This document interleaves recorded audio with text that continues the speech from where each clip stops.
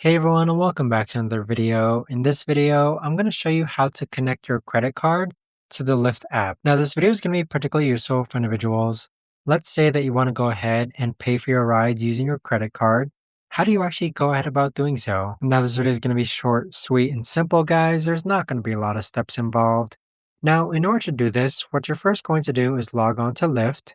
Next, click on You on the bottom right-hand corner. Afterwards, scroll down, then click on Payments, then scroll down again and click on Add Payment Method. Next, click on Credit or Debit Card, and then this is where you can actually go ahead and enter your credit or debit card. And so with it, you can type your details or you can actually go ahead and scan your card. But there you have it, guys. That right there is the best and easiest way that I know of to actually go ahead and connect your credit card with the Lyft app. If you guys know of a better or easier way to actually do this, let me know in the comments down below.